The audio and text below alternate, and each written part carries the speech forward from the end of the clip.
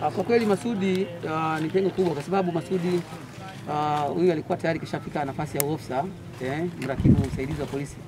Na umeona tayari nafasi yake ilikuwa ni ngazi ya wilaya tayari, kwamba alikuwa mkuu upelelezi wilaya ya Ukerewe. Kwa tayari alikuwa anakwenda kusaidia serikali na kusaidia jeshi la polisi na wananchi kwa jumla katika kuzuia uhalifu nchini.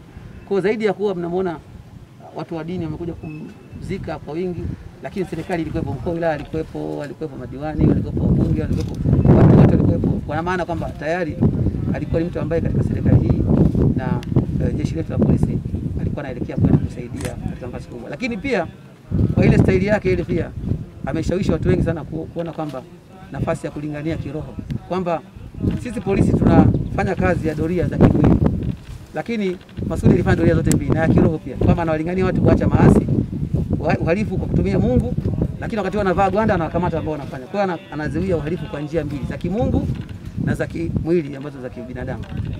Masudi ameshuhudiwa kwenye mitandao ya kijamii kwamba akiwahusia watu kuhusiana na janga la corona. Ametoa mashairi mbalimbali ambayo ukiyasikiliza hivi wakati mwingine anatia uchungu.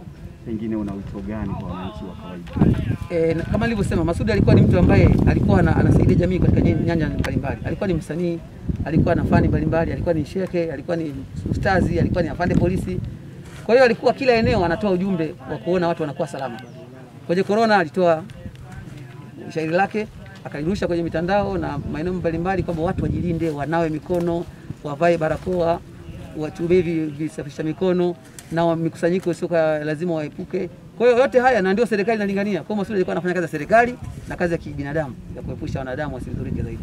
Lakini mara ya mwisho kabisa nimeona ujumbe wake kwenye Facebook ametoa kwamba yeye kama Muislamu anawahusia na Waislamu wengine na binadamu wengine kwamba Muislamu anatakiwa awe na nafasi ya kuwanufaisha watu na sio kuwadhuru. Kwa ina maana Muislamu mzuri ni yule ambaye anawanufaisha watu na hawadhuru kwa kutumia mdomo wake au mkono wake. Kwa hiyo mdomo wake ulikuwa mara nyingi sio madhara, ni faida. Kukemea uovu na kuambia watu wawe watu wema na wajiepushe na madhara kama vile corona.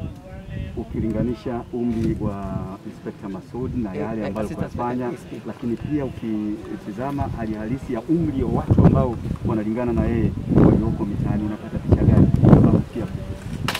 Kwa kweli Masudi umri wake ulikuwa bado mdogo sana.